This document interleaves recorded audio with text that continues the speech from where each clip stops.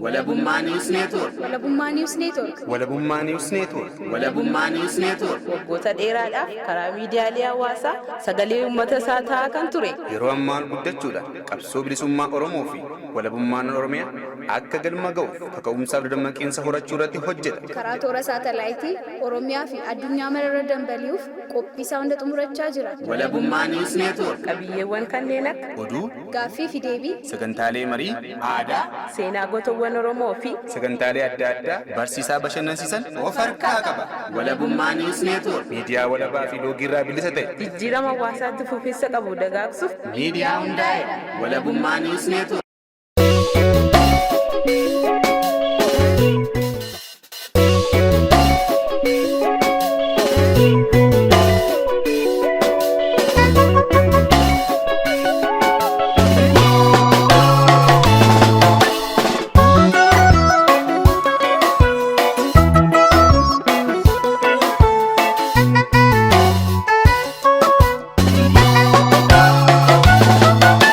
Haqaaqan kuftanii jirtu yoomuu jirtu galmee seenaa irraa nuti calaqqiftu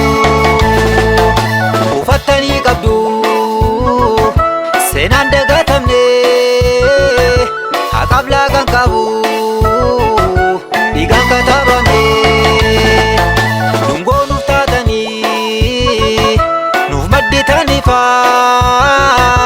ofii gubattanii dhumtaan akka gucaa foon inni bamtaniis jirtuu seenaan maqaan yoomuu si yaadannaa qabsaa'ota haqaa. Dhaloonni yoomuu gaadin teenye falmarra jirra har'aas kunoo duutan jennee du'aa sin jillee jeninnannee obsa murannoo isa sillaafis tarraaftanii idda jirree hundeen buqqifnaa eebafaa jibiilisummaa maqaa keessanii non dhaabbannaa.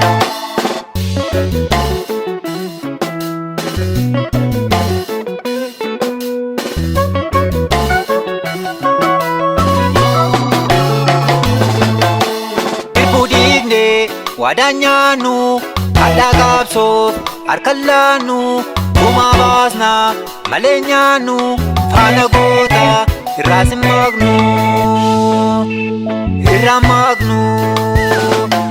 Dangaasan sararaan irra maqnu lafeedhaan ijaarraa irra maqnu dunuusa qabduune irra maqnu godaanna dacheerraa irra maqnu waadaa samiif dachii irra maqnu irbuun erbee miti irra maqnu falma addaan kunnu irra maqnu cicciinee dhugaatti irra maqnu reebicha jabaatu irra maqnu hidhaasin sarminu irra maqnu haalli isaa ammaatu irra maqnu rakkoof gad hin jennu irra maqnu kan cabeetti irfachaa irra maqnu madoos wallaannachaa irra maqnu kan kufees kaafachaa irra maqnu gudheessa waallachaa irra maqnu qabsoon saba keenya irra maqnu hanga galma geessu irra maqnu hanga wareegamaat irra maqnu yookiin bilisummaat irra maqnu.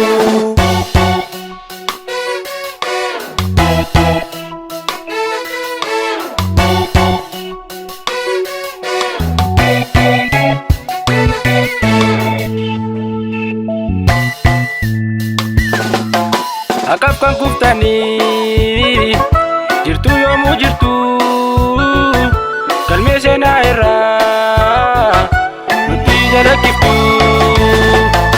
uffattanii qabdu seenaan dagatamne haqaaf laagan qabu dhiigaan katabame dhungoo nuuf taatanii nuuf madditaniifaa ofii gubattanii dhumtaan akka gucaa foon inni bamtaniis jirtuu seenaan maqaan yoomuu si yaadannaa qabsaa'ota haqaa.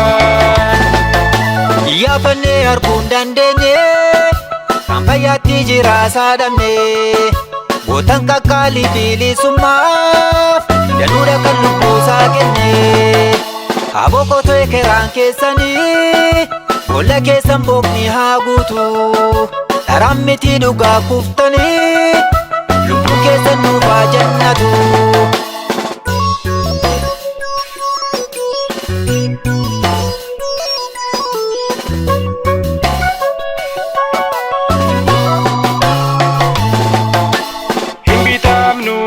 gurguramnu kayyoo keessaan masensinu mutataani fakkeenya kan raguuntaan galmaan keenya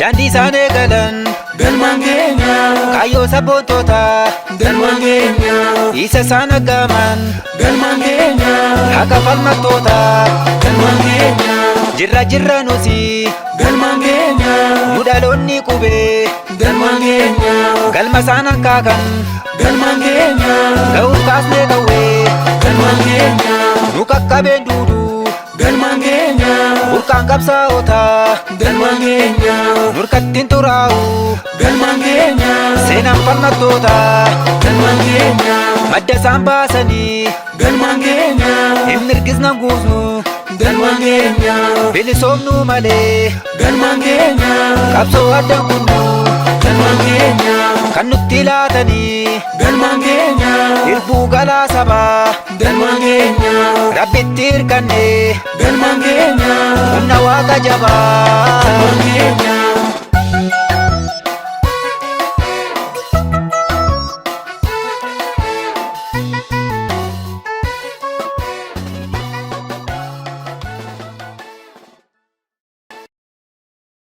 Daawwattoota walabummaa News Network kan daawwataa jirtan qophii keenya haala yerootii fi seenaa gootota Oromooti kan torbanitti guyyaa tokko isiniif darbu. Maarree akkuma beekamu har'as keessummaa tokko qabannee dhiyaannee jirra. Keessummaan keenyas kutaa tokkoffaa yeroo darbee keessatti kan waliin marii goonee Abbaa Caalaa Gabul Morkaati. Egaa har'a kutaa lammaffaatti fufna. Abbaa Caalaa yeroo keessan qaalii fudhattanii baga nagaan dhuftan. Ayyee jalgamachiis atis baga nagaan eegdee miidiyaan walabummaa neetwoorkis galatoomuu yeroo isaa naa kennee akkan asirratti dhiyaadhee waa'een gootota keenyaarraa hanga danda'u haasa'u naaf heeruusaaf galatoomu miidiyaan keessanis isinis galatooma. Tole hedduu galatooma Abbaa Caalaa. Egaa yeroo darbe seenaa keessan ijoollummaarraa dhalootarraa kaasee bara hedduu haala bu'aa bahii isin keessa deemtan hundumaa tuttuqnee dhufnee gara mooraa qabsoo bilisummaa Oromootti gaafa isin dabalamtan geenyeerra. Kana keessatti haati warraan keessan rakkoon mudatee achi mucaan dhalatte illee wareegama hamtuu keessa dabartee as geenyee jirra. Mee amma akkani odeeffannoo qabutti haadha warraa qabsooftuu qabdu jedhu. Mee isheerraa nuu kaasaa isheen haala akkamii keessa dabarte mee isheerraas nuu kaasaa aga tokko. Haati manaa kiyya kun lameenuu qabsaa'oodha. Kamirraa siyaasa hameemma. Ishee amma isin bira jirturraa na haasaa ishee dabarte yeroo dheeraarraa haasofnee turre. Okay, bareedaadha. Ani akka carraa ta'ee rabumatu godha isaan lachuu kanaatti isii tokko ka duraanii sana isiin qabsaawaa ta'uu kiyya hin beektu turte yeroo dheeraa ani hojii mootummaarra jiru sana ani dalagaa kiyya godhadhee akka dalagaa kiyya ka fardiittiin ka qabsoo kana dalagaa ture isin irraa quban qabdu keessummaa siyaaseetii namoota dhufee nu biraa waa godhatu maal jedhuuf itti fakkaata guyyaa qabsoodhaaf dirree qabsoo seenu iseen sun qabsaawaa ta'uu kiyya barate. Isiin sun akkasumatti qabsoo seente jechuu kiyya kan amma wajjin jiru haati ilmaan ja'a Caaltuu Caalaa Tarree jedhamti. Isiin kun baay'ee qabsooftuudha. Ani fisiin illee kan daandiin nuti itti wal qunnamnu daanduma qabsoo kanarratti ture. Ani isiin kun miseensa ulee taatee yeroo dheeraa dalagdeetti dirree qabsootti qabsaa'uu qawweedhaan maaliin hundaan gootee jiraattee hedduu dalagdeetti bu'aa bahii hedduu keessa qaxxaamurtee aniif isheen kan wal barree daandii irratti jechuudha. Daandii kun jechuun daandii ulee wal quunnamtii kanarratti wal barree icciitiidha. Namni beeku hin jiru anumaaf isiif rabbi malee akkasitti wal barree waliin dalagnaa nin beekan jenne isin nan beekan jettu seerri isaallee akkasuma amma ani gaafanii hidhamu mana hidhaa jedhee ani aasee ka gaara mul'ata tuqu suni mana hidhaa gabaabduu tokko yeroo uummanni qabsaa'onni Wursotti hidhaman sana ani gaara mul'atatti hidhamee mana Iyyaasuu keessaa baheetiin jiraadhe.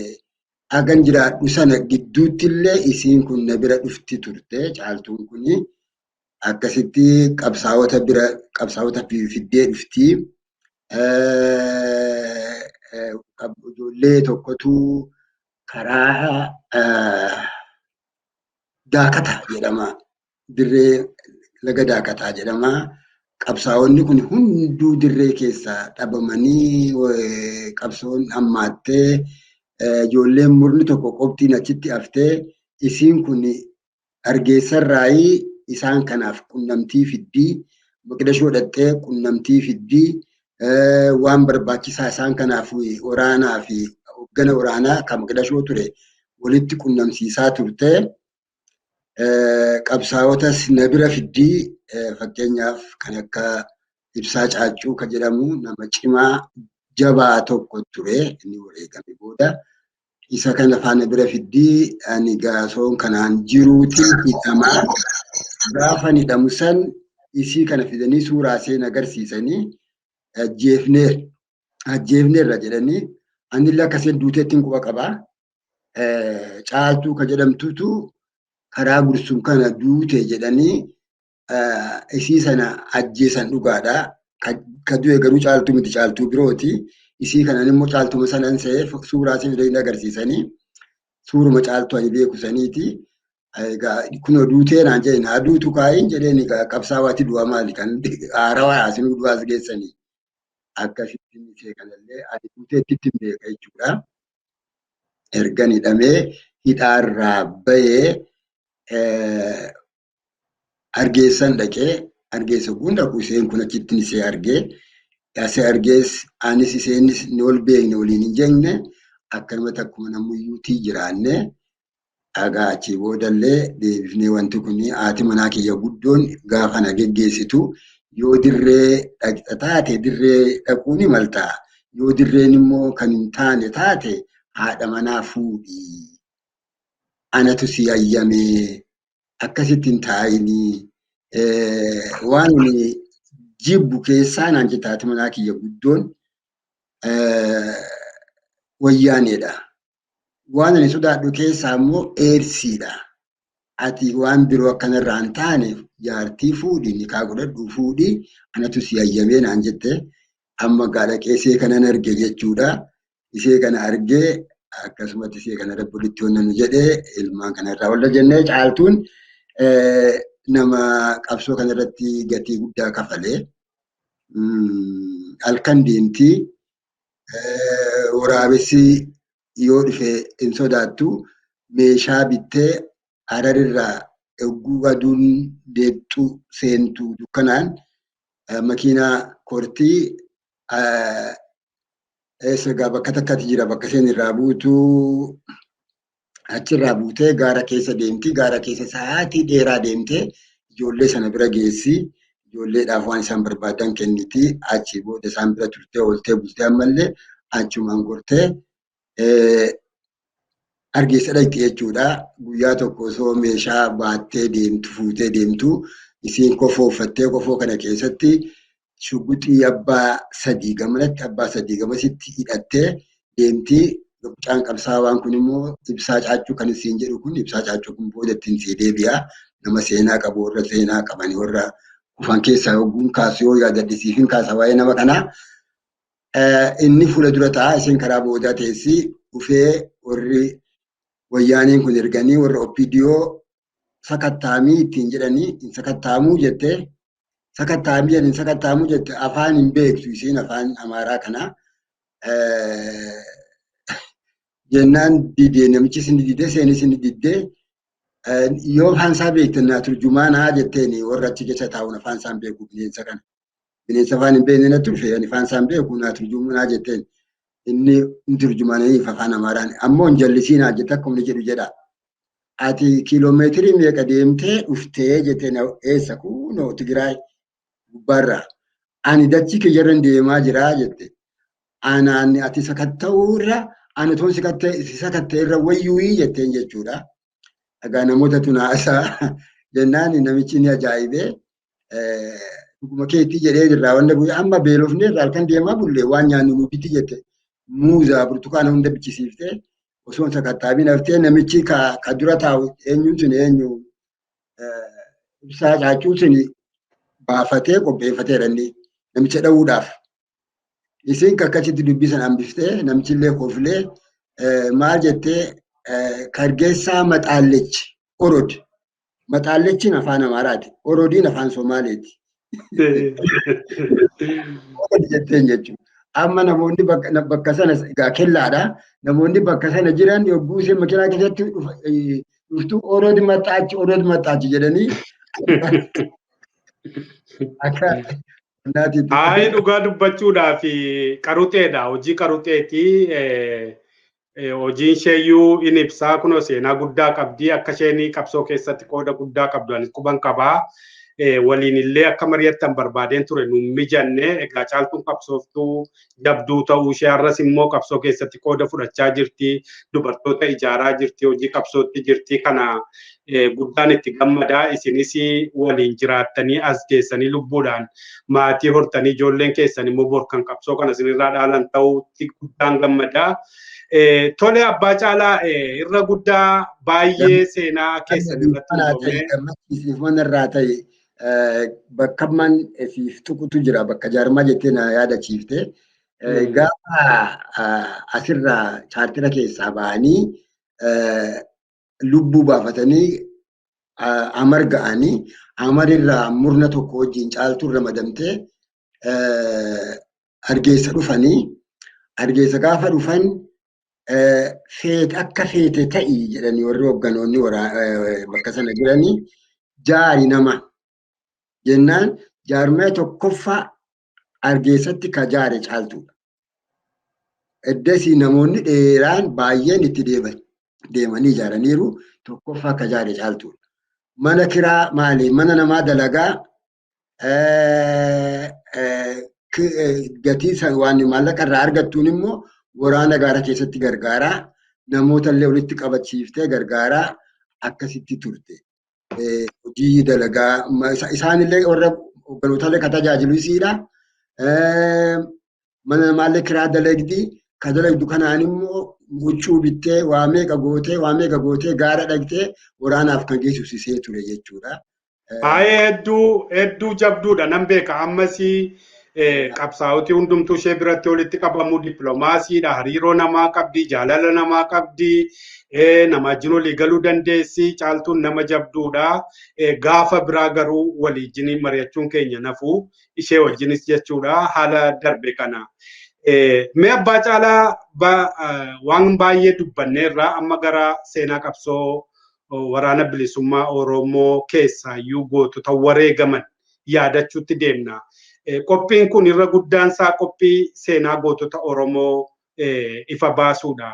Mee adeemsa qabsoo kana keessatti namoota tokko maqaan haadhaa turtan yeroo darbees kutaa tokkoffaa keessatti har'asii goototi hedduun wareegamanii qabsoo kana keessatti seenaan isaaniin ka'u maqaan isaaniin ka'u.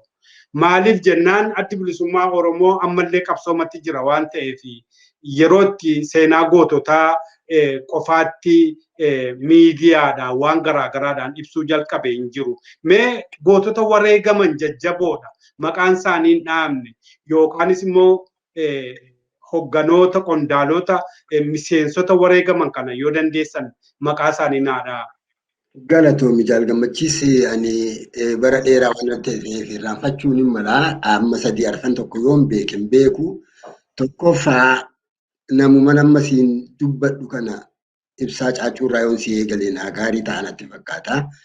Ibsaa caachuu jechuun nama gayaadha, nama cimaa tokko namni kun biyya keessatti warra tarkaanfii fudhatan amma karaa ba'aa kanaa erga chaartira keessaa ba'amee qabsoon dirree qabsoo irraallee xiqqoo akka waan dadhabuu taate kanarraa booda magaalaa keessatti warra tarkaanfii fudhatutu ramadamee jira. Isaan kanarraallee booda otoo na gaafatte warra du'aniif warra jiran tokko tokko kaasuun hin mala. Isaan kanadha hoogganaa gurbaan kuni. Ibsaa caachuu jedhama. Nama cimaadha.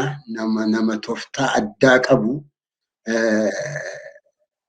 Nama hidhamee mana hidhaa keessaa cabsee bahee nama hidhamee osoo makiinaa irratti hidhamee harki hidhamee makiinaa irra jiru makiinaa kana qabeen hin galagalcha jennaan isa kana gadhiisanii bahee ta'eetu jira gurbaan kuni.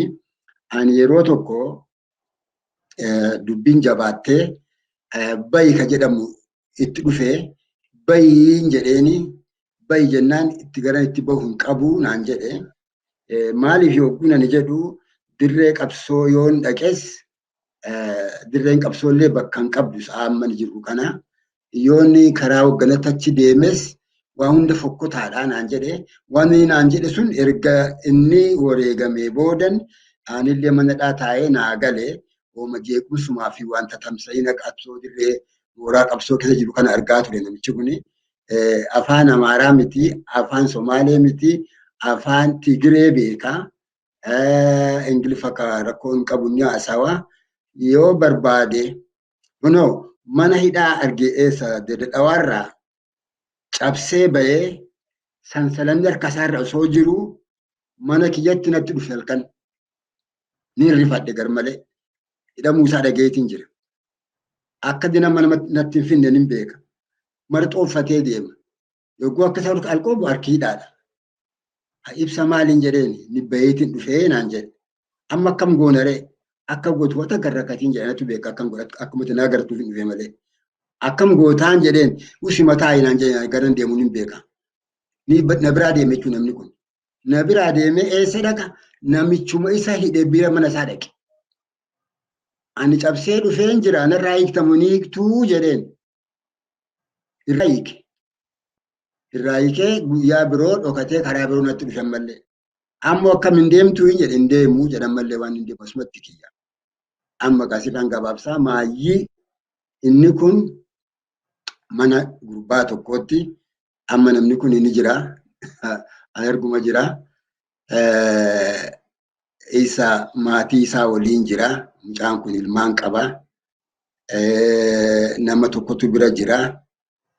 Dhufanii mana isaan marsanii seenanii abbaa manaa sana baatanii ala baasanii ijoollee isaa hunda ala baasanii inni kutaa biroo keessa nama tokko wajjin jira. Ibsaa caachuu itti seenan jechuudha. Yogguu itti seenan shuquxiin isaa 10 qabdi. Itti hime gurbaa bira jirutti 8 dhukaasaa tokko kiyya tokko keeti ati shaadaa qabadhuu jedheeni gurbaadhaan. Gurbaan shaadaa qabatee taa'ee nama 8 ulaarratti gachiibsee yogguu baasee ilaalu nama 9 dha'e. Nama 9 dha'e tokko gurbaa saniif kaa'e gurbaa sana maqaan dhawamu mucaan nagaa fayyaasaa jira. Gaddeedhaa irraa ba'e. Yogguu ilaalu raasaan tokkottidha. Jedheeni gurbaa akee guyyaan irra miti kiyyatu irraa jedhee takkitti sana ofiisaa dhugee achumatti kufee jechuudha. Warra akkasiitu jira. Ibsaa caachuu yoo barbaade makiinaa isaanii seena. Makiinaa isaanii seenee ani ibsaana qaba. Maallaqa dhaaba kiyyaaf miliyoona takka kenna. Ana qaba bakka feetanii na deemsisaa jedhaan. Jedhanii xiqquma deemanii isa kana buusu. Yoo fedhe biiroo seena waajjira isaanii seena. Seenee ani ibsaadhaa jedhee itti hima. Shuqutti isa lafa kaa'ee Wanta kan godhan deebi'ee ba'a. Osoo akkana godhu kan kufee gurbaan kun gurbaan macaaltoonni deddeemtuun sana jechuudha. Seenaa guddaa akkasii gurguddaa seenaa gootota Oromoo ciccimaa akkasiitu jira. Kanaafiti qophii kana geggeessin Abbaa Caalaa kan biroo kan maqaa dhuftan qabdu. Namni tokko ni yaadadha. Inni kuni Guutamaa Abbaa Milkii jedhama. Guutamaan kuni qabsaawaa cimaadha. Kuni gamma chaartira keessaa osoo nuti hin bahiini. Olumaan sossoonaa aniif inni kuni ramaddii tokko yeroo waraanni mooraa seenu san anaa fi ibsaa Guutamaa Abbaa Milkii uummata keessatti filmaataaf akka uummata kakaafnu akka maal goonu inni kun akka waraanaatti an akka waan dabballee wayiitti nu dhiisanii gaara mul'ata kana guutu elaa addeellee jechuun elaa Aramayaa godinni keenya ni bal'ata. Namoota qabna namoota nu wajjin sossoo'u deeggartoota keessaa miseensota keessaa namoota ciccimoo qabna. Isaan kanarraan sossoonee uummata kana akka dammaqsinuuf wal biratti nu dhiisanii deemanii. Egaa ani isa mooraatti dhiiseetiin karaa biroo deemee osoo ani hin deebiin waraanni wayyaanee dhaqxee isa kana marsitee waardiyyaa nama 3 mokkam qabanatti fakkaata. Mucaan kun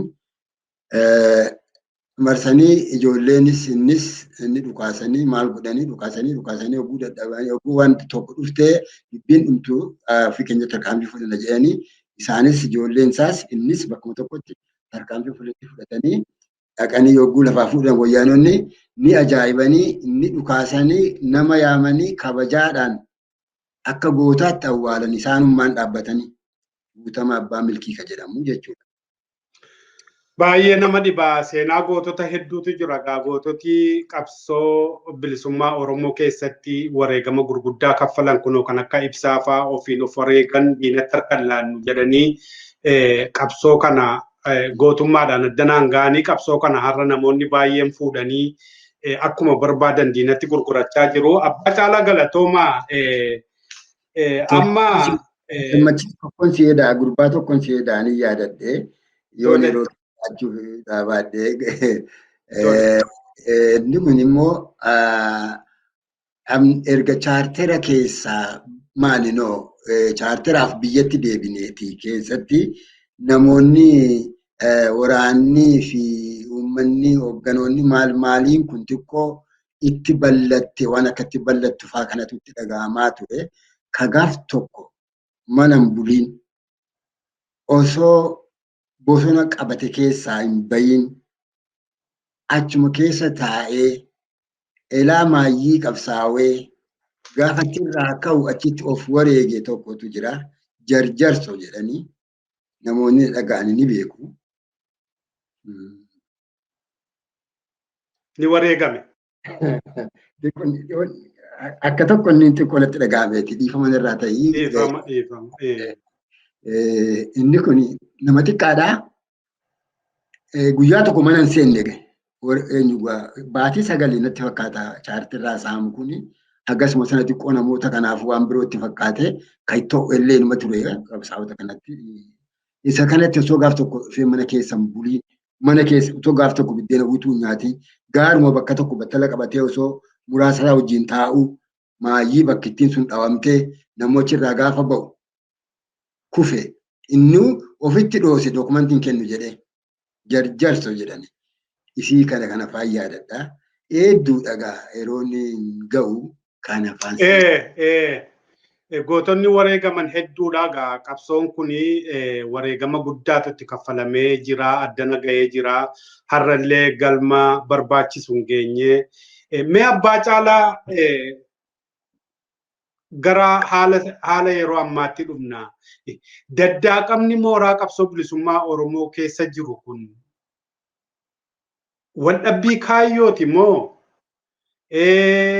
aangoon hin jiru waldhabbii aangooti moo maali keessaayyuu kan hoogganoonni gameeyyiin gargar cabanii fi waldhaban kunii fi rakkoo qabsoo bilisummaa Oromoo keessatti uuman kuno wareegama ulfaata akkas gootonni bara dheeraa irratti wareegamaas gaan wareegam nama dubbanne kun jalqaba qabsoon kun jalqabe guyyaatti nama kufaa rasaasa dhukaasanii kaasee hanga irraatti gootota hedduutu kufaa jira. Qabsoo kana daakuun kun maalirraa madda? Akkuma isiniin jedhee waldhabbii kaayyooti moo maali jettanii yaaddu? Galatoomii gammachiisanii waldhabbii kaayyoo yogguu jedhamu kana kaayyoon kun agartee amantee itti walii galteetu kanaanin amirama, kanaanin hoogganama, kanaanin hooggana jettee akka walii galtee agriimantii wayiitii bari wanti kuni duratti walii galtee seenta. Ergatti seentee booda kaayyoon cabe hin jiru. Ergatti seentee booda wanni adda ta'e kan uumame hin jiru. Yoo adda ta'e kan uumamu namaaf nama giddu. Sun immoo namaaf nama giddu personal jedhama malee kaayyootti maqaan itti maxxanu. Ani namoonni kun kaayyoo natti hin fakkaatu. Fedhii isaanummaan karaa gam tokkootiin urree faayidaa argannee qabsoo kanattis abbaa taanee soba dhugaa fakkeessinee moona ka jedhamutu isaan keessaa isaan gane jechuudha. Matuma isaaniitu mataa isaanii gane. Isaanti qabsoo gane qofaa miti. Mataa isaanii gana namni, mataa ofii gana namni, mataa ofii irraanfata namni. Karaa kanatti dhugaatti fakkaata namatti. Namni kun uumamuma keessatti namni tokko nama 3, nama 5, nama 6, nama 7 abbaan caalaa kun mataansaa nama meeqanni ganama waan biraati, galgala waan biraati, guyyaa waan biraati taasisaa. Yoo of dandee of abboomee jiraata ta'e malee isa kanatu isaan kana fudhatee kute yoo ta'e malee kaayyoon adda bilisummaa Oromoo warri irraa cabe kun waan isaan hin milkoofneefi waan isaan hin guddanneefi waan isaan hin jabaanneefi waan isaan namni Oromoon isaan hin fudhanneef maaliif sitti fakkaata? Kaayyoo adda taate ka Oromoon fudhatu arra uumuu hin danda'an. Ka uumamee jiru kanatti immoo kaafutu jira. Ka itti hafutu jira, ka itti cichutu jira, ka itti micicee hafutu jira, ka ofii jibbaatutu jira. Isa kana too jira erga kun jiraate maaliif hin ta'in jedhee jedha Oromoon sirraan fudhatu. Of gananii kaayyoo ganan sitti fakkaatiin waan isaan nyaatan, waan isaan dhugan, waan isaan argatan kunis hoomaa takka illeeti miti. Isaan kun of lolaa bulu amma rakkoo qabu isaan kanaaf hedduun gaddaan. Tarii namni komachuu danda'an immoo hin gadda. Maaliif waan tokko fiduu akka hin dandeenye jara duraa irraa baruu qaban turani. Qabsoon ka ganame har'a qofa miti. Turmaata dheeraa gadirraa dhufe. Isaan sunoo akkam taane eessa gaan ankiyyoo kana moo kabiraa maal tanatti dhufatoo jedhanii baratanii gaarii turani. Ani isaan kana jaallan kiyyatti fakkaatu malee akkasitti ilaala. Ka ganuu kun qabsoo miti jalgamne of gane ka duraarraa maaliif hin baranne amma maanguddoota hedduun beeka. Atillee ni beekta akka gaariitti walumaan waliin hin ture. Jajjaboo isaanii ta'uun hin beeka. Biiflummaa isaanii hin beeka. Gootummaa isaanii hin beeka. Warri dhiyoo amma dhiyoo kun faa keessumaa ani isaan kanatti hedduun maxxana. Hedduun maxxana dhugaa rabbii nama tokko maqaa nama dhugaa rabbii ni sodaadha jechuun ni natti ulfaata. Anaaf akka dhuunfaatti nama na gargaaru. Parsanaalii nama na gargaaru. Ani kun dhukkubsataadha. Ani kun rakkataan ture. Ani kun cinqii keessan ture. Namni ani maqaa isaa dha'uu dadhabu kun ana gargaaraa ture. Itti imeelii godhadhee Eertiraa irraa na gargaara. Amma gaa waan kana jedhanii itti maqaa yoo dha'an maal jechuu hin danda'a. Ani waan tokko jechuu hin danda'u. Ammoo isumatu of gane malee qabsoon hin ganamtu. Qabsoon akkas isaan kun deebii akkasii ta'u ta'e qabsoo galanii akka jedhee ittiin fudhadhu akka of gananii ittiin fudha. Xiqqaaf guddaa. Egaa dantaa tokkas isaan godhee yookaanis immoo jireenya takkas isaan godhee malee kaayyoo miti jechuu keessanii. Tokkoffaa kan kana nu kaasisutu qabsoon bilisummaa Oromoo kun addi bilisummaa Oromoo kun kan ijaarame of danda'eeti. Takka dhaaba maxxantuu miti addi bilisummaa Oromoo jalqabumaa kaasee dhaaba hangafa uummata roorrootii fi rakkoo uummata Oromoo keessaa dhalateedha. Diinatti maxxanees hin beeku. Uummanni Oromoos immoo ni beektu akka gaariitti jaallata kaayyoo isaaf jecha kaayyoo isaa sagantaa siyaasaa isaa heeraa fi seera isaatii fi naamusa sagantaa naamusaa isaatiif isa jaallata dhaabi kun dhaaba hangafa. Maaliif maxxanummaan barbaachise maaliif olkanuun barbaachise keessattuu yeroo uummanni Oromoo garmalee dhumaa jiru yeroo uummanni Oromoo qabeenyi isaa saamamaa jiru Oromiyaan dhiigaa jirtu Oromoon dhiigaa jirtu kanatti wal dhabbiin mataarraa hogganoonni akkas ta'uun kun akkuma isinitti mee akkuma isinuu jettan namoota gameeyyii qabsoo kana keessatti ilaa qabsoon kun dhalate irraati qabsoo kana keessa turantu kana gochaa jira. Kana filmaanni isaa maali? Maal gochuun nurreera yeroo yerootti kanatu nu keessatti ta'a. Rakkoon isaa eessaa madda? Rakkoomti kun eessaa madda? Rakkoon dhabbiin hogganoonni mooraa keessatti rakkoo isaanii waliin ta'anii xumurachuu dadhaban eessaa madda kun maal jettanii yaaddu? Mee xiqqooma isheerraa naa tuqaa. Galatoomi gamme. Wal dhabbiin uumama keessa jira. Uumamee namni lubbuu qabu. Haati manaaf abbaan manaa. Obboleeyyan haadhaman abbaa tokko haadha tokkorraa dhalatan. Lacceelloo jechuun qabeenya yookaan dantaa wal nama gufachiisa. Inni kun kaayyoodha.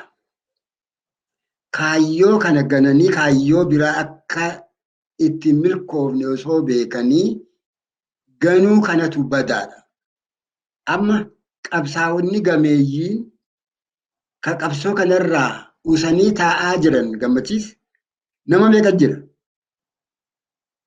Namoonni amma ganan jennu kun akkas ta'uurra akkuma namoota jaallan qabsoo kanarraa taa'anii gadamoojjawanii yuuba ta'anii waan danda'an gorsanii yoo dadhaban kitaaba dubbisanii yookaan ta'anii boqotan akkuma isaaniitti osoo ta'anii hin danda'amu ture.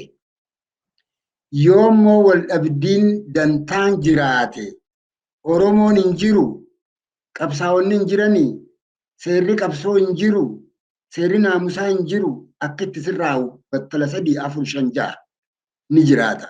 Yoo kun hunduu dadhabame yaa Oromoo na dhagaa anamma dadhabadhe na geggeessaa keessaa ba'eetiin hudduu kiyya lamaaniin gattaa'a ilmaan kiyya guddifadha yookaan hin baradha xixiqqaan jechuun man danda'amu. Maaliif dhaqanii gandatti galu? Maaliif dhaqanii diinatti harka kennatu? Maaliif deemanii diina gorsu? Nama akaakayyoo ta'aniif gorsaa barama namoonni garii. Namoonni guguddoon beekamoon nuti gaafa duraa akka nama Maarsirraa dhufeetti itti sagannu. Akka isaan akka ta'an hin beeknu.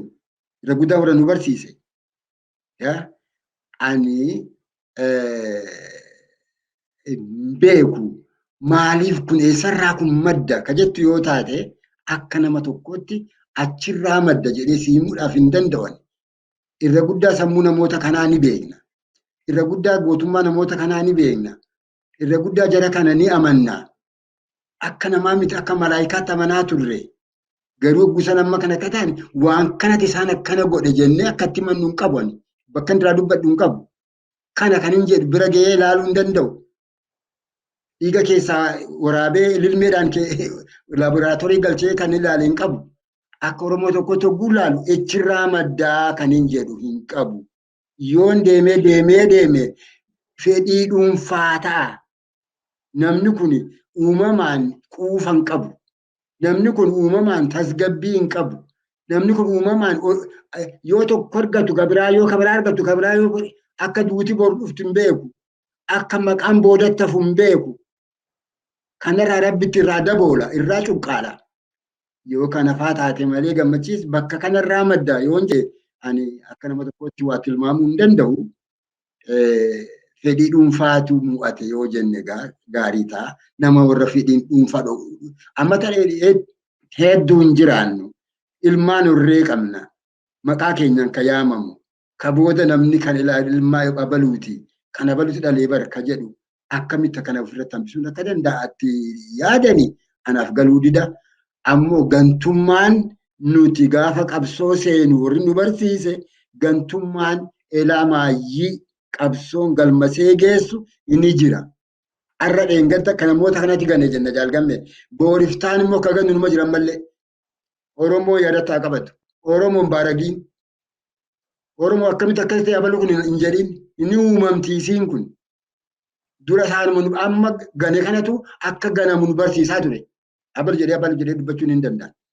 Akka gantummaan dhuftu isaan ganan nu barsiise duraan. Amma arrammoo isaantu ganee argame. I'm sorry. Maal jennare? Hedduu galatooma abbaa caalaa dhugaa dubbattanii utuu danda'ameeti qabsaa'onni mooraa tokko keessatti walakkaa umurii isaanii ol fixan kaayyoo tokko irratti seenaa qabsoo bilisummaa Oromoo irratti waliin hojjechaa turan. Yoo rakkoon isaan gidduutti uumame, rakkoon hin uumama gama kamiinuu uumama gama lachuutiin gammi kun qulqulluudha gammi kun turiidha jechuu hin dandeenyu. Bakka itti fixatan qabaachuu turre ture. Aanni fixachuu turre ture. Yoo fixachuu dadhaban immoo akkuma isin jettan bulfachuu turre ture. Fudhatanii uummata Oromootti baqachuu turre ture. Fudhatanii yoo hammaate yoo dhibame gara waraana bilisummaa Oromootti baqachuu turre ture. Iddoon itti baqatan hedduu turre. Yoo dadhabame immoo akkuma isin jettan keessaati na of galchaa jedhanii taa'uun kabaja qaba ture. Kabaja guddaa qaba ture qabsoo bilisummaa Oromootiifis egeree fuulduraa seenaa fuulduraatiifis kana gara fuulduraatti kana Oromoon irraa barachuu qabaa. Rakkoon amma ta'aa jiru kun dhiiga dhangala'uu Oromoo afaan faajjii Oromoo keessatti uumuu qabsoo bilisummaa Oromoo tuffachiisuu kanatti nutti fide kun immoo seenaa keessatti dubbii gadheedha. Garuu kun qabsoo keessatti numa uumama Oromoon jabaateedhuma keessa darbuutu irra jira. Hedduu galatoomaa mee gaaffii kottaa nutti ni deema. Mee duulli piippiin Oromoo Oromummaa Oromiyaa irra balleessuudhaaf geggeessaa jirtu kun duula hamaadha. Maal jechuudha? Ijoollee waggaa 10 waggaa 20 seenaa Goobanaa Daancee barsiisanii Goobanaa Daancee seenaa gaarii hojjetee Goobanaa Daancee Oromoodhaaf sirrii hojjete jedhanii barsiisanii qorqalbii daa'immanii ijoollee egeree Oromoo xureessuu seenaa gootota Oromoo warra qabsoo kana ijaaranii asiin gaani immoo xurii fakkeessanii mul'isuu kana malee immoo Oromiyaa irratti duulanii Oromiyaaf Oromoo irratti kunnoo akkuma Tigraayitti duulan Amaararraa duulanii dhufanii balleessuu Oromummaa dargaggoota miidhuu Oromummaa Oromoo keessatti cabsuu gochaa jiru. Kan akkamitti Oromoon dandamata jettanii yaaddu? Akkamitti jala darbuu dandeenya kana meerraa nutu qaba? Gaariidha jalgamme warri PP yookaan yoo OPDO jennee natti tola. Warri PP fiilmii nyaadhame fiilmii dulloomee dalagu. Isaan kun dhalataniituma dulloomoodha. Yaaduma dadhabaatu ka'ee walitti suphamee hima ta'ee namichi gaafa ka'ee haasa'u akka nama abbaa amantii sheeka ta'eetu haasa'e gaafa duraa. Akkama deebi'ee paatiraarik ta'eetu haasa'e. Akka deebi'ee karaa amantii hundaan akka namni garaa namaa keessa seenee garaa namaa keessa ciisu ittiin nama dhuunfatu ta'eetu mul'ate. Gaafumanni akkana haasa'u sana namoonni ana wajjin qooddatan ani isaan keessaa tokko ta'ee namoota hedduu wajjin ilaalaa jirra. Namichi kufaadha, dadhabaadha, hedduun turu. Fagoon jiru ammoo karaa loqoda Oromiyaa kana fagoon jiru yoo siin jedhan ati baay'ee dadhabaadha siin jechuudha. Namichi fagoon jiru jennee nuti jechuudha. Amma gaa deebi'ee seenaa Oromoo balleessuu, goota Oromoo doomsuu, akka Oromoo fixemmoo goota godhee kaa'uu eegale.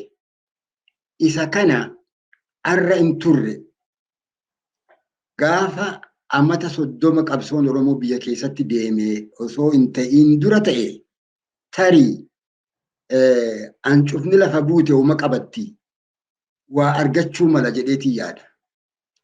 Amata 30 arraa jirru kana qabsoon Oromoo gaara keessaa ba'eetu yuunivarsiitii seenee baratee eebbifamee amata 30 qaba umurii.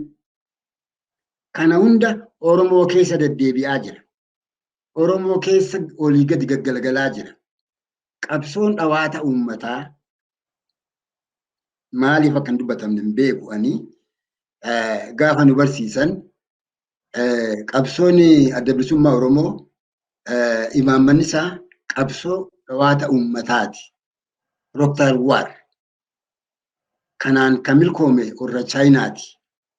Keenya kuni osoo nuti asii qabsoofnu keessaanis osoo qabsaa'uu walitti dhufnee uummanni Oromoo guutumaa guutuutti waraana ta'aa nuun jedhan. Na dhaggeeffadhu. Yogguu sana kan nuun jedhani nuti maal jenna gaafa sanaa edaa nuti boori akkasuma qabsoofnee bilisoomna jennee deemna guyyaa qiyaamaatti duba kan haasoftan kuni jennee jechuuti. Dabbaluun qabsaan nu barsiisan. Osoo deemnuun dubbii kana mallattoo isii argeessa taayitiin arge.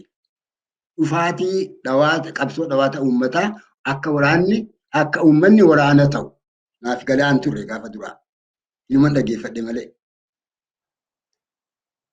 Hiriirri ba'e kun agam deema jarana jedheetiin gaafadha ijoollee warra wajjin argeessa kana jiru. Garii aguma tokko akka nama dhaabbattii jedha. Garii baas amma booda gadi hin dhaabbattu seentee jedha.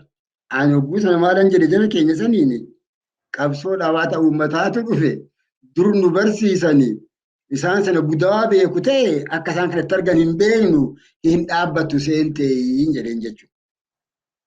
Gaafa qeerroo bilisummaa Oromoo akka labsiitti sirnaan dhaabbatu nama tokko tole bira ture. Amma biyya kana jira. Boonsaa Asaffaa Sabbooqaa jedhanii mucaa xiqqaadha. Ana bira taa'a. Gurbaan jedheen dhageessa'ee ka'ee dalabsamte kun dhageessee sagalee jennaga. Sagalee dhageessee dha'ee kan maseen labsamte kuni jedheen gaafa sana. 2015 moo saantiin akkas beeku. 11 beekon. Amma isiin bakka isheen geessu taa'ee eegiin jedheen jechuu gurbaa sanii. Kadhi dhaga'uu mala amma beekon. Bakka isheen geessu taa'ee eegiin jedheen jechuun maaliif isiin deema gammachiis?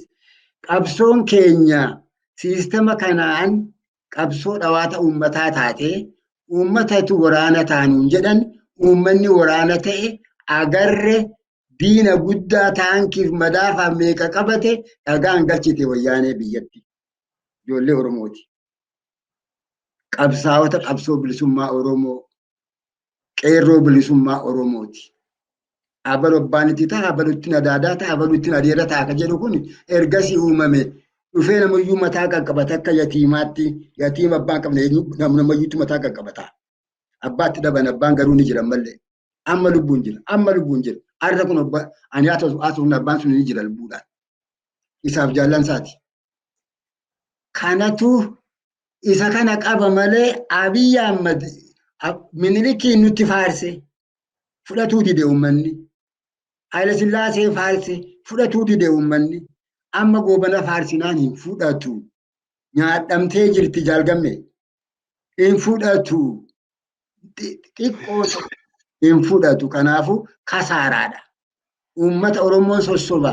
Goobanaan waan hin taaneen maal jennaan hin danda'amu. Osoo bilisummaan sii kenna jedheu bilisummaa Abiy Ahmad hin fudhatu uummanni Oromoo. Abbaa bilisummaa qabu qaba. Abbaa bilisummaa isaa fidu beeka. Abbaa bilisummaa isaa utubee kaa'ee beeka. Ijaan argaa hin duune mana dhaa jira agi tokko mana isaa jira agi tokko biyya alaa jira. Uummanni Oromoo ni beeka. Intalli ishee gurbaan ofiifuu abbaa hin qabne haadha malee walii gadi qaqqabu kana fudhateettee yaadiin abad. Abbaa Caalaa yaada guddaa ulfaataa fi beekamaa dubbattan dhuguma akkasiin jettanii nama tarsiimoo qabu nama tarsiimoodhaan fuulduratti hojjetu jiraachuudhaaf uummata kana wajjin nagaa ta'ee hojjetutu seenaa wayii jijjiiruu danda'a malee namni tooftaadhaan kan tokko buluudhaaf fiigaa jiru qorqalbii uummata tokkoo jijjiiruu hin danda'u. Kun akkuma isin jettan uummanni Oromoo kanarra darbeera. Kun maalinni wannoo dadhabaadha. Kana gochuun hin danda'amu garuu yaaliin isaanii hamaadha. Uummanni Oromoo itti dammaquu qaba. Uummanni Oromoo ariifachuu qaba. Uummanni Oromoo jara kana ofirraa kaasuu qaba. Kan kanaachi jarri kun jara yaadaan qalbiidhaan uummata kanaaf jedhanii waa hojjetan miti. Wanti isaan dubbatan kunoo kan kana fakkaatu fa'i. Inni tokko dheengadda waraana bilisummaa Oromoo balleessuudhaa fi galaana gogsuutu qurxummii qabachuudhaaf yookaan qurxummii balleessuudhaaf galaana gogsuutu barbaachisaa jedhee taa'eetu gadi ba'ee haasaa hoggana ta'e. Akkas jechuun waraana bilisummaa Oromoo balleessuudhaaf uummata Oromoo fixuu qabna. Mootummaan akkas jedhu buluu hin danda'u, jiraachuu hin danda'u. Galaana uummataa kana keessa jechuuf hin jedhee hedduu galatooma. Mee yeroo keenya saammannaa filmaata amma biyyattiitti geggeeffamaa jiru kana argaa jirra. Addi bilisummaa Oromoo keessatti hin hirmaanne. Filmaata kana keessatti hirmaachuu dhiisuun adda bilisummaa Oromoo fafa qaba moo mishooma qaba jettu? Galatoomi gamme otoon bakka sana hin qabxii amma galaana maali qurxummii qabuu fi galaana goggosuu qaba jedhee namni sun dubbate sana xiqqoo irraa si dubbachuu barbaada. Inni sun nama jiru miti. Nama hin jirre agartee namni hin jirre hin jiru. Namni hin jirre waan jireenyaa haasa'uu hin danda'u. Nama jirutu waan jireenyaa haasawa. Nama booriitu waan boorii dubbata tilmaama karoorsa. Namni kun ofiifuu hin jiru. Isa kana sooketuutu keessaa haasa'a. Gaafa duraa kan Mallas Zeenaawwitu keessaa haasa'aa ture. Har'a immoo Kaamaaraatu keessaa haasawa. Kanatti dhiisi. Kaleen ilaala. Feesbuukii kana soon ilaaluuti. Waraanatu karaarra yaa'a. Waan ammati jettu kanatu ni yaadadhe yogguu sana. Waraanni kun ijoollee laga dhattee bishaan waraabbattee galtutu kararra deemaa jira natti fakkaata. Ijoollee kan harkaa jarikaana butanii jarikaana baatanii fiigu waraanni. Sirraan fuudha ijoollee kan jala fiigu jira. Ijoolleen xixiqqoo amma 13-14 kun dubra jala fiigdi. Nin ilaale jechuudha. Ilaaleetiin namichi kun jedhe yaadadhe. Qurxummiin inni balleessu kun qurxummiin ijoollee kun hojii yaa'aa jirti. Yoo manni jigee mana ijaaruutu jira. Ijoolleen obbo mana ijaarti. Yoo midhaan ta'e midhaan tumti. Qonnaa qotti. Hamaa hamti. Waan uummanni qabu hunda hojii nyaatti ni gargaarti. Qurxummiiniif galaanni isaan jedhanii adda baasan ilaala maal fakkaata jedheetiin ilaala ijoolleen osoo alagaa taate osoo waraana alagaa taate ijoollee sana 5-6 gudeedu turan. Ammoo obboleeyyan ijoollee sanii waan ta'aniif rakkoo ijoollee kanaaf manaa ba'an waan ta'aniif waboon ijoolleen gaara jirtu gaara keessaa ijoollee bishaan baattee deemtu ijoollee miillisee kophee hin qabne ijoollee huccuunsee ciccitaa bishaan irraa fuudhaniitu mul'atti galchuuf itti deeman. Kan namichi haasa'u kasaaraan saasumatti nin dhaaba. Galaanni guusan hin jirtu kaguu OPDOdha.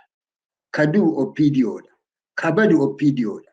Malee uummanni qabsaa'onni woboon galaanatti raagoksanii isa kana maarratanii nafxanyaaf kennan hin jirtu. Sanasumatti sirraa dhaaba. Waan filmaanni ABO'n keessa ba'uuf deema. Ba'insi isaa kuni kasaaraa qaba moo bu'aa qaba natti fakkaata gaaffiin kee jalqabee. Gaariidha. Addi bilisummaa Oromoo yeroo nagaa jibbe hin qabu. Addi bilisummaa Oromoo ka uumameefu rakkoon furmaata dhabnaani. Karaa nagaan furmaata yommuu dhabu adda bilisummaa Oromoo ka jedhu uummatee karaa qawweetiinis, karaa siyaasaatiinis, karaa dippiloomaasiitiinis, karaa hundaan mee kanaanaa ilaaluu jedheetu itti eegale malee karaa nagaan argamnaan jibbee yookaan araaraa gaaratti galee jiraachuu yookaan gafarsa yookaan leenca yookaan bu'aan biroo hin taane kan ilmi namaa babbareedduun barataan waan meeqa godhuu danda'u dubbi warra namni gaara kana keessa jiru sammuun gaara kana keessa jiru barre sammuu guddaa jaalatanii miti. Amma gara qabxii keeyyatti yogguun dhufu addi bilisummaa Oromoo yogguu Asmaraa irraa galu dhugaadha. Kaarriti nagaa banamteetti. Kanaaniif fayyadama. Uummata kiyyan baraara. Kaayyoo kiyya kasirrii sana uummata kiyyaan itti agarsiifadhee itti kennadheetiin uummanni kiyya deebii naa kennu fudhadheetiin jiraadha. Yoon filame uummata kiyyaan bulcha karooran qabu. Yoon filamuu baadhe nagaan taa'eetiin kan ittaantu carraa laalladha jedheetu biyyatti gale. Akka dhufee asin gayin dura Eertiraatti itti eegalte dubbiin. Xayyaara ittiin dhufu dhabe. Maal jetti Oromoon? Akka nyaannee fi urgufee akka maal hin taaneef kan jedhamutu jira. Asiin bananii asiin cufu kanuma abbaan isaanii dura isaan gorse kan Minilik. Isa kana qaban kan nafxanyoota Amaaraa. Kan isaan gorsu Izemaadhaa miire. Dubbii itti eegalani. Eegalanii sirraan gabaabsa guddatee dubbiin as ga'e. Waraanni gaaratti hafe. Waa hunduu ni bade. Har'a bakka filmaataa ga'e. Bakka filmaataa yogguu ga'u addi bilisummaa Oromoo akka qabatee kan godhatee itti gadi bahuu dhabe malee qabeenyi isaa irraa saamame. Uummanni isaa irraa hidhame. Waajjirri isaa irraa cufame. Daandiin deemu hin jiru. Karaa deemee uummata isaa qunnamu hin jiru. Eessaan filmaata seena? Filmaata jibbeeti. Osoo filmaata seenee akka filamu ni beeka. Ammoo mirgi itti filamu, daandiin itti filamu, daandiin dimokiraasii cufaadha. Kana fudhatee amaamota galchuuf yookaan aruuza galchuudhaaf jecha keessa seenuun immoo badii seenaa, badii seeraa, ka dhiiga qabsaa'otaa nyaachuudha. Hin ta'u jaallateeti miti. Ni dirqame. Dirqama ta'ennaan keessaa bahuun dirqama. Waan itti dhufu fudhachuu dhufe duraanuu ammallee ittuma jiran maaltu hafe? Ka kanarra addaan ni dhufaa? Yoo qalmaa ni qalani, yoo ajjechaa ni ajjeesani, yoo hidhaa ni hidhani waan kana alaa hin jiru. Waan kana alaa balaan roobu kan roobutee roobaa jira sanumaan roobaa waan biraan roobu. Kanaafuu jaallan taa'aa jiran kun isaanuu aguma tokko caasni ni jira, biyya keessa ni jira, biyya alaa ni jira. Abaa'oon ammallee jabaadha, abaa'oon ammallee mo'ataadha. Kaayyoon abaa'oon mo'eera osoo hin filamiin, osoo filmaatan seeniinuu mo'eera abaa'oon. Kanaafuu filmaata seenuu dhabuun sirri yaada bareedaa, yaada fagootti ilaale kakaayyoo galfata jaallanii hin nyaatiin. Sirraan gabaabsaa hedduun jechuudha. Tolee hedduu galatoomaa abbaa caalaa dhugaa dubbachuudhaaf yaada ciccimaa kaastanii biyya dimokiraasiin hin jirre, biyya filmaati waaraan hin jirre, biyya seeraaf heerri keessatti hin kabajamne utuu hogganoonni ofii hidhaa jiru, utuu waajjirri isaa cufamaa jiru, utuu deeggartoonni isaa hidhamaa fi ajjeefamaa jiranii, utuu Oromiyaatti duulamaa jiru, utuu Oromiyaan labsii hatattamaa jala jirtu filmaata gochuu danda'u hin qabu adda bilisummaa Oromoo. Yoo akka filmaataa ta'e uummata Oromootu miliyoona 60 filata adda bilisummaa Oromoo jettanii dubbii cimaadha. Haa ta'u iyyuu malee immoo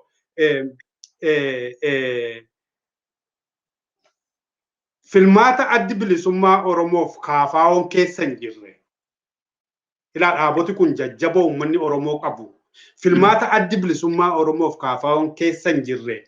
Gootee piippiin Oromiyaa keessatti maal fiduuf deemti?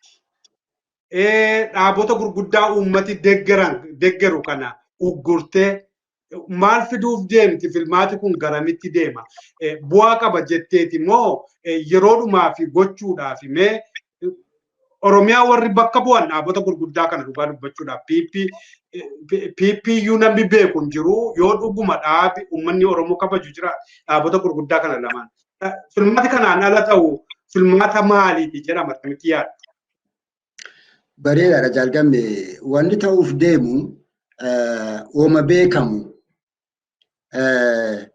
ofumaa fiiganiitu maraatoonii tokkoffaa yookaan immoo riikardiin cabse jedhanii labsachuuf deeman yoo ta'e malee haalli qabatamaa Itoophiyaa keessatti mul'atu amma akkam ilaallu kanatti akkam man ilaalu kan akka dhuunfaa akka abbaa caalaati amma kun haasa'aa jiru kun Itoophiyaan ofiifuu raafamaa jirti. Biyyi federaalli tokko guutuutti Tigraay akka jedhamtu waraana jala galtee jirti. Oromiyaa akka jedhamu under command postidha. Amaara akka jedhamu kunoo gurraachi Sudaan irraa dhufee forroqeessee kaartaa argaatiin jira gidduu kan akkasitti forroqeessee seenee jira. Bakki isaan itti filmaata eeggatan, bakki isaan filmaata waraatti oofan osuma ta'ee jiraateefuu akka nama sammuu nagaa yaadu tokkotti yoon ilaale rakkoo qaba. Itoophiyummaanuu rakkoo qabdi. Itoophiyummaanuu jirti. Itoophiyummaan filmaata ooftuun isii kamisa? Itoophiyuma kanaafuu filmaata kana taajjabbuuf kan dhufu biyya alaarraa eenyu fa'i? Akkam dhufan? Mee fakkeenyaaf ijoolleen Oromoo gaara keessa ol gadi burraaqtu kun guyyaa sana Dabbasaa Abiyyee Ahmad filtimo maal dalaguuf teessisiin sun? Kun hunduu yaada keessa yoo gale filmaatuma sana'uu ani hin beeku. Ammoo yoo akkuma sanatti filatu taate bilchiginnaa Oromoo jedhanii dhaabbatan takka. Kadheen gadda iltanni keessatti yookaan immoo bakka tixeen beeku waa godhatan san lama. Eenyugaa izama sadi. Isaan kanatu Oromiyaa keessatti wal dorgomuuf deeman se'a. Kana bakka nama haasee sadii moo meeqa fakkeenyaaf PP, Hiltan, Izemaa isaan kana sadeentu wal dorgoma. Abin. Akkee abin beekina siin dhufa. Yes, abin afuri. Isaan kanatu wal dorgoma jennee haa ilaallu. Amma ganagaa uummanni Oromoo tarii bakki miidiyaan keenya kun ga'u warri nu dhaga'u amma PP filataa, Izemaa filataa, Abin filataa, uummata Oromootu beeka. Isaan korojoo isaanii ka fedhan godhatanii itti guuttatanii jaalgamme nuti moo'ee jechuudhaan deebi'an. Osoo Finfinnee keessaan bahin, Finfinnee ta'anii osoo buufata filmaataa hin dhaqiin, amma buufanni filmaataa kun bar ka gadii Dambidoolloodha. Ka gadii yaa Masaraati beektu sanii. Ka gadii Toongoodha. Asiin immoo Mayyuu Mulluqqeeti bakka ni beeku sana. Kunoo gadi. Kanii filatanii achi dhaqanii asuma ta'anii guuttatu yoo ta'e malee. Kanaaf firii isaan godhachuudhaaf deeman nuti moo'ee irraa hin deebi'an. Nuti moo'ee jedhanii dibbee isaanii dhaanu. Seera isaanii baafatu. Kanumatti jedhanii xumuru. Kanumaan xumuramuuf ta'a. Tole abbaa caalaa hedduu galatoomaa yeroon keenyas dhumaa jira. Akkuma isin jettan piippiin ofiima isaanii dorgomuuf deemu. Yoo Izemaa ta'es yoo maasheen Abiniinis ta'e namoota amma isaan fudhatanii ittiin dorgomuuf jedhan kanas ta'e kanuma isaan ofii isaanii filatan kan isaaniin deeggaru yookaanis immoo amaarumatu biyyattii waliigala keessatti dorgomuuf deemaa jechuudha. Dorgomtee immoo akkuma seenaa irraa dhaalaa dhufan sana nutu moo'e jedhanii korojoo isaanii fudhachuudha. Kuni gaanfa Afrikaa keessatti yookaan Afrikaa keessatti beekamaadha. Korojoo hatuun korojoo jijjiiruun walumaa gala jara kana qofatu hin taane naannoo sanatti dhalootuma naannoo sanaatu kana qabaa.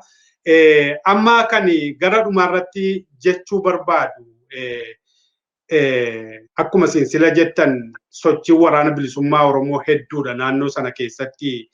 Kunoo waa'ee waraana bilisummaa Oromoo kun waraanni naftanyaa biyya Oromoo irratti dhufaniis naannoo Tigraayis kunoo namallee booji'anii rasaasaan nama 20-30 ta'anii tumanii mataa keessa ajjeesaa jiru. Kana warri Habashaallee yeroo isaan Oromoo akkas godhanii arganii eekamaa jiru. Irra guddaa argaa jirra. Waraanni bilisummaa Oromoo immoo kunoo bishaan baachaa fi jira. Isaanin illee yeroo booji'u yeroo inni wallaanee qoricha kennee fi bishaan kennee fi nyaata kennee fi taa'ee bosona keessatti wallaanu argina. Kun egaa waraana kaayyoo qabu, waraana egeree qabu, waraana galii qabudha.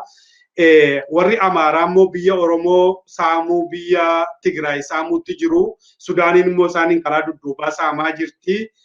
Olumaa galaa biyyattiin rakkoo hamtuu keessa geessee jirti. Mee xumura dubbii kootii egereen biyya kanaa garamitti deema jettanii ilaaltu? Rakkoo amantii, rakkoo lola ollaa, rakkoo keessaa, rakkoo dippiloomaasii addunyaa irratti ishee mudate kana keessaa waan dandamattee baatee filmaata geggeessitee mootummaa taatee itti fuftu isinitti fakkaata?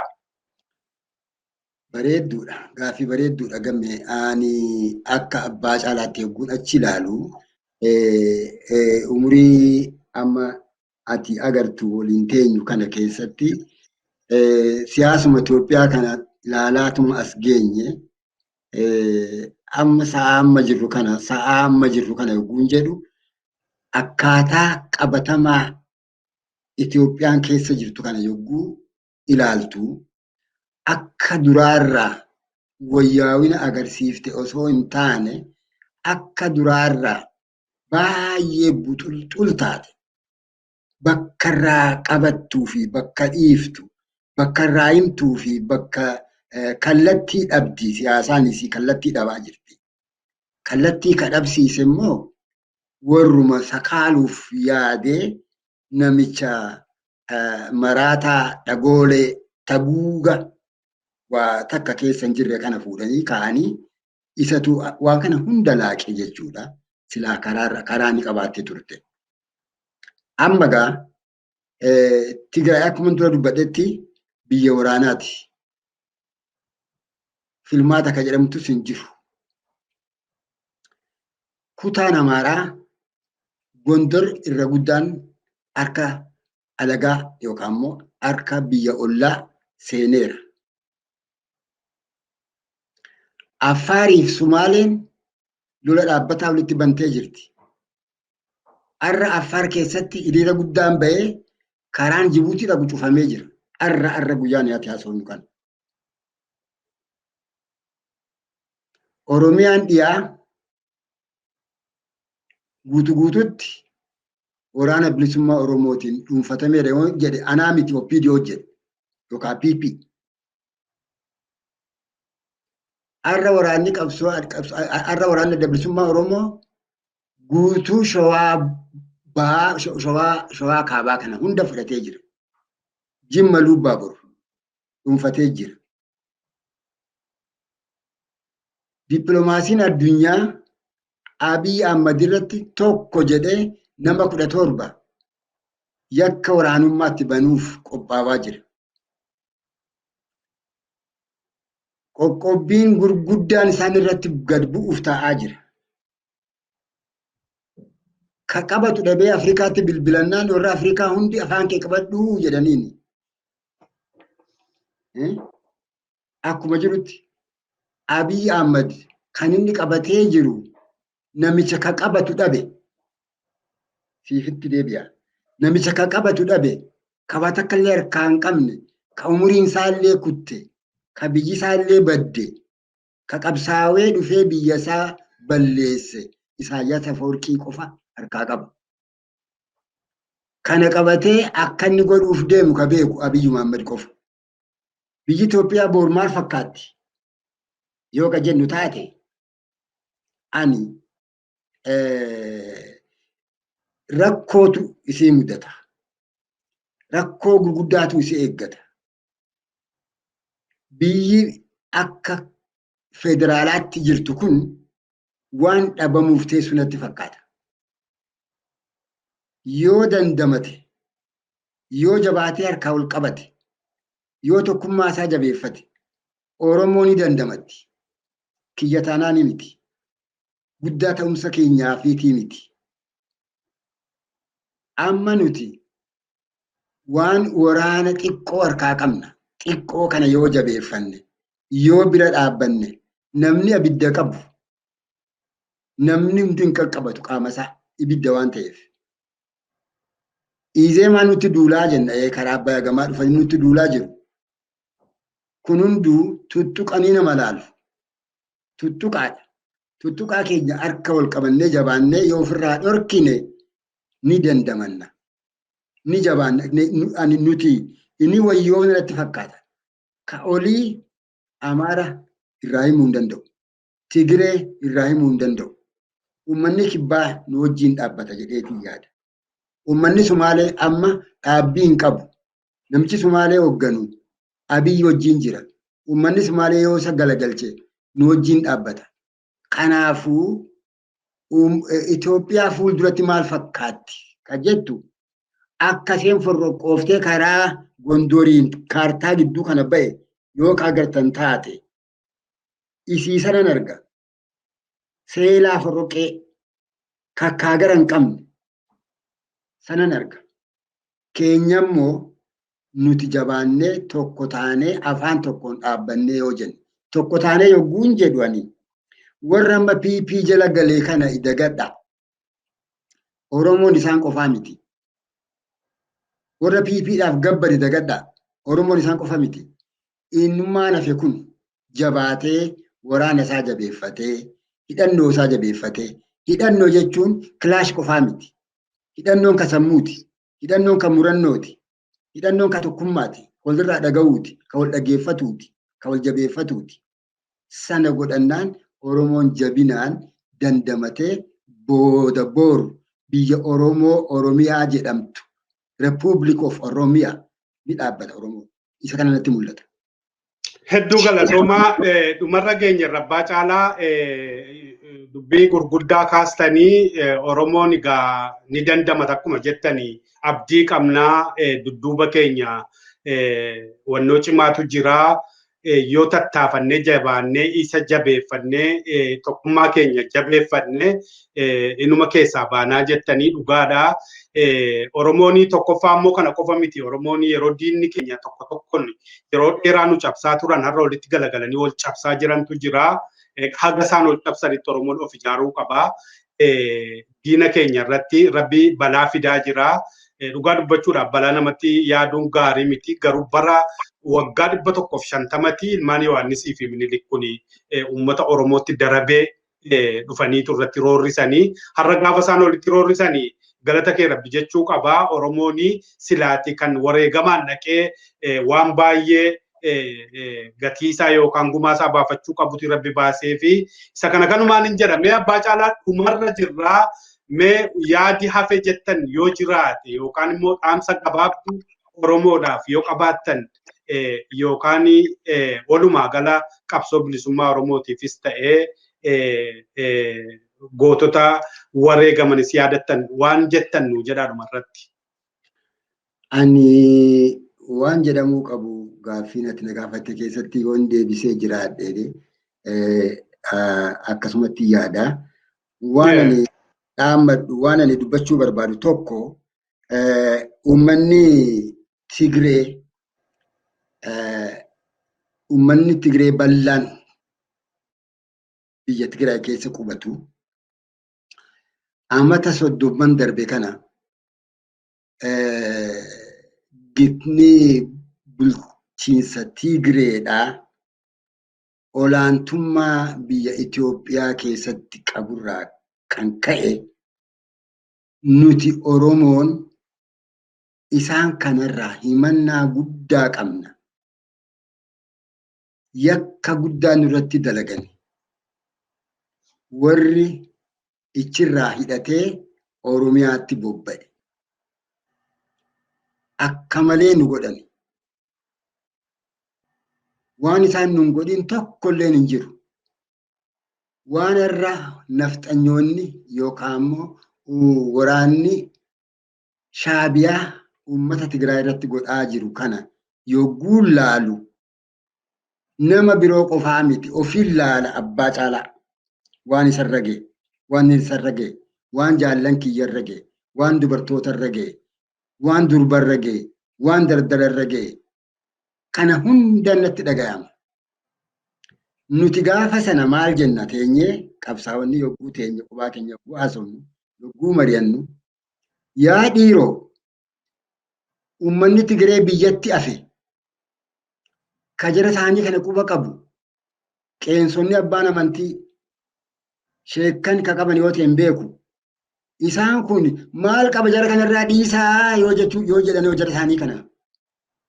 Bor guyyaan rabbiin dhumtu yaa jara dhaabbadhaa jara kanarraa jechuu dadhabanii isaan kanan komanne nuti. Warra qawwee qabu warra nuti duule kana komachaan turre nuti. Kan afaan kiyya beeku hin jiru Tigireen afaan kiyya dhagaatee gaariidha. Isaan dhaga'u ta'e isaan sanan komanne warra taa'u san qotee bultoota, jiraattota, maanguddoota, beektota isaanii araba akkaachuu baanuuf nurraa jechuu dadhaban isaan kanaa jennee komanne jechuudha. Warra wareegaman osoo kan argiin kutan akkan jedheetti dubbadhu hin qabu seenaa naa yaadattu. Ani garuu ibidda sanarraa hafee torcher sanarraa hafee tumati sanarraa hafee eelaa meeqa baadhee arra ga'ee uummata Tigraay irratti wanni kun ta'uu yogguun argu akkanaan jettu hin beeku garaa kiyya beeka hin gammanne akkam jetta. Hin gammanne nuti qabeenya keenya achitti fe'ame sana bardachii biyyeetu fe'ame jaalgammachiis. Fe'amee biyya sana dhaqe sana yaa dhiiroo qilleensa nuu deebisamu nuti humna godhatee deeffatamu akkam ta'a jennee yaanne. Otoo nutis hin dhaqiin osoo qilleensi keenyas hin deebisin karaa nuti yaadiin rabbiin itti yaadee haa ta'u ani hin beeku ni kafaleef. Sanaaf gammachuu hin qabu. Sanaaf mirqaana hin qabu. Bakka ta'e hin jedhu takka. Maanguddoonni sun daa'imman sun kana quban qaban akka isaan jedhee isaanii kan godhaa turan quban qaban. Kana arguu kiyyaaf jiraadhee argeef sammuu kiyyatti yoo haadhatti dhaga'ame malee isaan san kana ta'uu isaanii nan gammachiisu. Ammallee uummanni Oromoo kan hin dhaamuuf. Maal jetti Oromoon? Barri wallaansoo jaldeessaati jetti. Wallaansoo jaldeessaa ka kuffiiseef ka kufe hin beekamu. Gilbit walumarra gaggalagalti jaldeessi. Baranaa Tigraay irra oole bara taantoon jiru akka oolu hin beeknu. Situ waa dubbate gammachiisamma. Diinni keenya wal lolaa jira. Yes. Diinni kee ogguu wal lolu atoof ijaarta. Akkasiin addunyaatti. Atoof jabeessita. Akkasiin addunyaatti. Tokkummaa kee jabeessita. Ni tichita. Ni sirneeffatta. Nuti akkas gochuu qabna malee sanatti gammaduu hin qabnu. Hiriyaa tokko naan jedhe asuma mana kee kana teenyee gaaf tokko eeggaddi madduu kana. Yaa abbaa caalaa rabbiin nu baasee naan jedhe. Maaliif osoo nuti kafalate taate dilii yookaan cubbuu seenna rabbi irratti waa balleessina. Nuti qulqulluu ta'e ni hafneetu warrummaan wal fixxee jedhu. Yes. Ammallee Oromoon waan akkasii dhufuu mala. Waan kana fakkaataa dhufuu mala irraa of haa eeggatu. Irraa of haa eeggatu. Nafxanyoonni akka nuti Tigiree wajjin araara godhannee akka nuti Tigiree wajjin tokkummaa godhannee akka isaaniif gabbarree itti fakkaate. No. Oromoon namaa gabbartee hin beektu ni diddi malee. Oromoon dhugaa dubbatti. Yaa nafxanya Oromoon dhugaa dubbatti. Oromoon dhugaaf loogdi. Waan takkaaf Oromoon hin bitamtu dhugaaf malee. Kanaaf ani Oromoo kan hin gorsu waan akkasii dhufuu mala irraa of haa eeggatu. Of haa jaaru. Of haa cimsu. Tokkummaa jabeeffatu. Waraana kee jabeeffadhu. Waraana kee bira dhaabbadhu. Waraana kee fiikkadhu.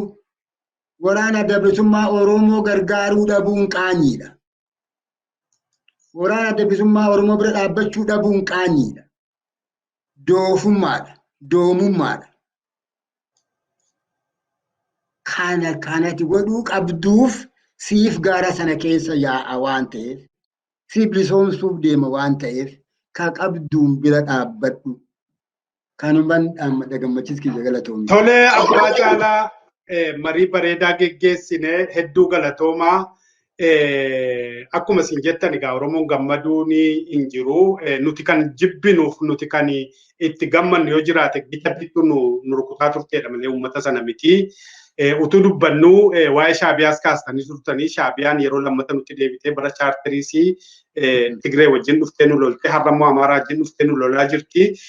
An akka nu badhutti Shaabiyaanis yookaan warri Eertiraa kun amma Isaayyaas wajjin jiranitti wageen warra Tigraay mudate kun isaan mudatiin hin hafuu. Kun fuulduratti waan argamuuf deemudha yoo kanarraa deebi'uu baatanii. Kana kanumaan jecha daawwattoota walabummaa News Network marii keenya kan kutaa lammaffaa Abbaa Caalaa Gabul Morkaa wajjin geggeeffanne har'a isa xumuraati. Marii keenya irratti hangafa keenya yookaanis immoo hangafa qabsoo bilisummaa Oromoo keessatti wareegama kaffalaa turan Abbaa Caalaa wajjin mari'annee kanarra geenyeerraa marii keenya keessatti waan nuun hin kaasne yoo jiraate waan uummata keenya Somaaliyaatti dhumeedha sana gaddaa yaadanna marii kabiraa qabna waan dhimma kanarratti waan taaneef hin kaasne kan nu daawwachaa turtaniif hedduu galatoomaa galanni keessan bilisummaa haa ta'u jecha Abbaa Caalaa galatoomaa hedduu ulfaadhaa guyyaa gaarii qabaadhaa. Ayyee jaalgame baay'ee galatoomii dhaggeeffattoonni keellee galata guddaa naa qarraa qabu. Kanaafuu guyyaa biroo walitti deebina galatoomi jaalgame galatoomi. Tolee hedduu galatoomaa nagaan oola. Walabummaa News Network. Walabummaa News Network. Walabummaa News Network. Walabummaa News Network. Waggoota dheeraadhaaf karaa miidiyaalee hawaasaa sagalee uummata isaa ta'aa kan ture. Yeroo ammaa guddachuudhaan qabsoo bilisummaa Oromoo fi walabummaan Oromiyaa akka galma ga'uuf kaka'umsaaf dadammaqiinsa horachuu irratti hojjeta. Karaa toora saatalaayitii Oromiyaa fi addunyaa mararra dambali'uuf qophii isaa hunda xumurachaa jira. Walabummaa News Network. Qabiyyeewwan kanneen akka Oduu, Gaaffii fi deebii, sagantaalee marii, Aadaa, seenaa gootawwan Oromoo fi sagantaalee adda addaa barsiisaa bashannansiisan of harkaa qaba. Walabummaa News Network. Miidiyaa walabaa fi loogirraa bilisa ta'e. jijjiirama hawaasaatti fufiinsa qabu dagaagsuuf Miidiyaa hundaa'e. Walabummaa News Network.